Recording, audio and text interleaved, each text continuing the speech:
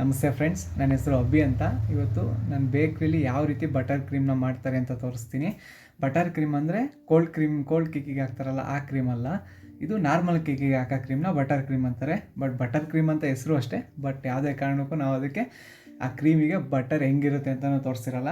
ನಾನಿವತ್ತು ನಿಮಗೆ ಮಿಷಿನಲ್ಲಿ ಯಾವ ರೀತಿ ಮಾಡ್ತಾರೆ ಅಂತ ತೋರಿಸ್ತೀನಿ. ಇದಾದಮೇಲೆ ನಾನು ನೆಕ್ಸ್ಟ್ ವೀಡಿಯೋದಲ್ಲಿ ನಾನು ನಿಮಗೆ ಕೈಯಲ್ಲಿ ನೀವು ಮನೇಲಿ ಯಾವ ರೀತಿ ಮಾಡ್ಕೋಬೋದು, ಏನೇನು ಐಟಮ್ಸ್ಗಳು, ಏನೇನು ಇಂಗ್ರೀಡಿಯೆಂಟ್ಸ್ ಅದಕ್ಕೆಲ್ಲ ಬೇಕಾಗುತ್ತೆ ಅಂತ ಹೇಳ್ಬಿಟ್ಟು ಇದು ನೆಕ್ಸ್ಟ್ ವೀಡಿಯೋದಲ್ಲಿ ಮಾಡ್ತೀನಿ.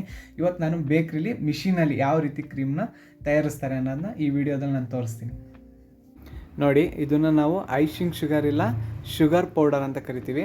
ಕ್ರೀಮಿಗೆ ಇದೇ ಮೇಯ್ನ್ ಇಂಗ್ರೀಡಿಯೆಂಟ್ಸ್. ಇದರಲ್ಲಿ ಇನ್ನೊಂದೇನೆಂದರೆ, ಇದು ಐಸಿಂಗ್ ಶುಗರ್ ಎಷ್ಟಿರುತ್ತೆ ಅದ್ರ ಅರ್ಧದಷ್ಟು ನಾವು ದಾಲ್ಡಾ ತಗೋತೀವಿ. ದಾಲ್ಡಾ ಮೀನ್ಸ್ ವನಸ್ಪತಿನ ನಾವು ತಗೋತೀವಿ.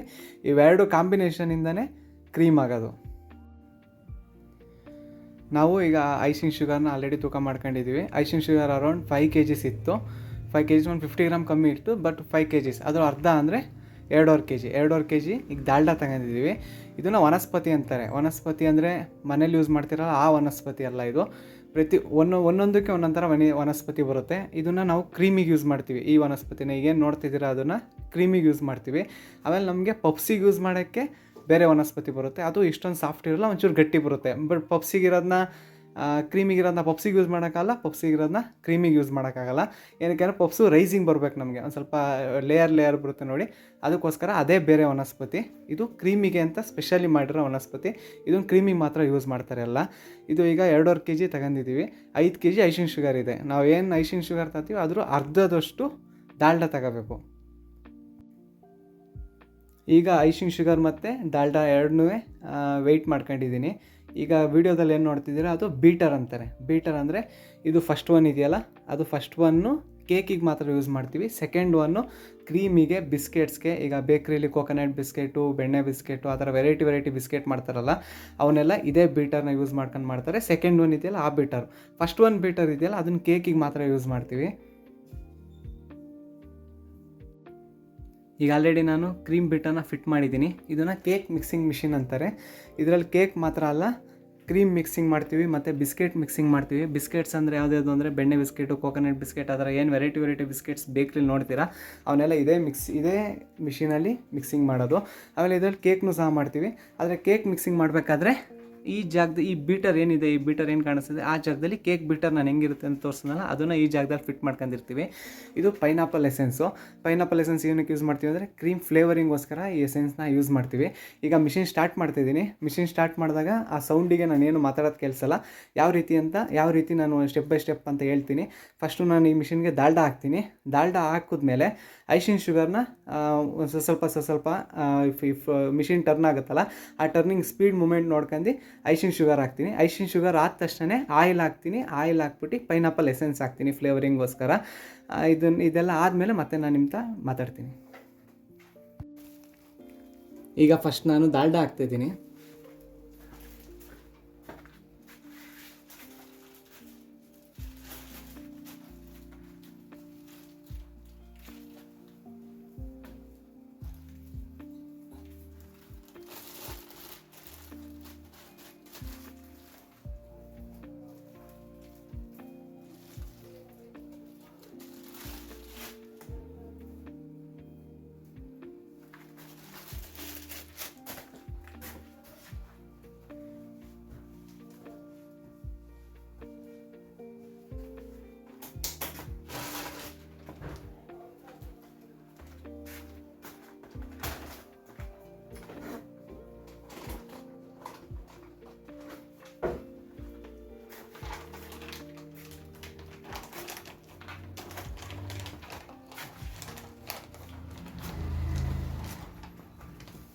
ಇದು ರಿಫೈನ್ಡ್ ಆಯಿಲ್ಲು. ನಾವು ಯಾವತ್ತೂ ಕ್ರೀಮ್ಗೆ ರಿಫೈನ್ಡ್ ಆಯಿಲ್ನ ಯೂಸ್ ಮಾಡ್ತೀವಿ.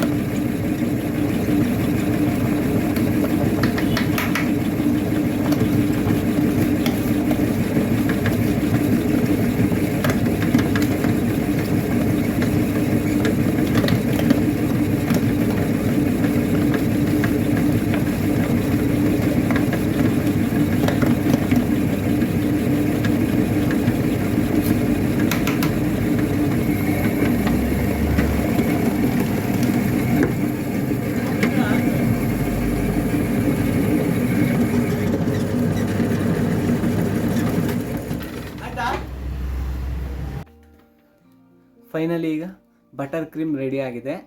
ಇದು ಫುಲ್ ರೆಡಿ ಕ್ರೀಮ್. ಈಗ ನಾವು ಇದನ್ನು ಡೈರೆಕ್ಟಾಗಿ ಕೇಕ್ ಮೇಲೆ ಹಾಕ್ಬೋದು.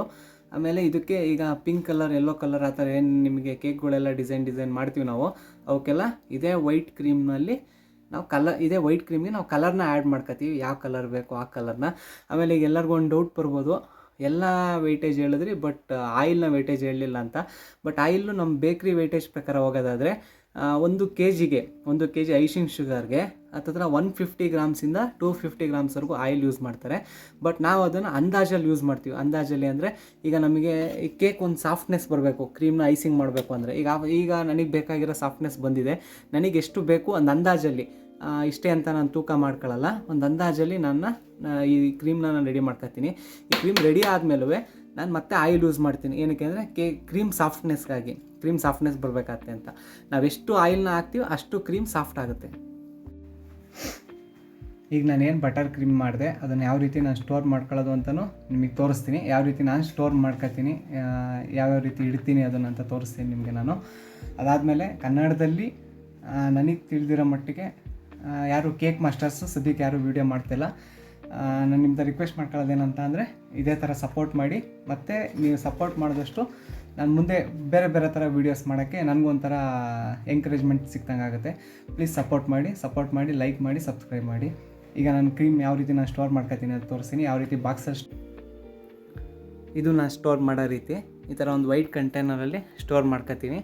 ಇದು ಈಗ ಏನು ಕ್ರೀಮ್ ಮಾಡಿದ್ದೀನಿ ಇದು ನನಗೆ ಹತ್ತಿರ ಒಂದು 5 days ತನಕ ಬರುತ್ತೆ. 5 days ತನಕ ಏನು ಹಾಳಾಗಲ್ಲ, ಇದು ಚೆನ್ನಾಗೇ ಇರುತ್ತೆ. ಒಂದು 5 days ಆದಮೇಲೆ ಮತ್ತೆ ಖಾಲಿ ಆಗುತ್ತೆ, ಮತ್ತೆ ಇನ್ನೊಂದ್ಸಲಿ ಕ್ರೀಮ್ ಮಾಡ್ಕೊತೀನಿ. ಇದು ಯಾವ ರೀತಿ ಬೇಕ್ರಿಲಿ ಬಟರ್ ಕ್ರೀಮ್ನ ತಯಾರು ಮಾಡ್ತಾರೆ ಅಂತ.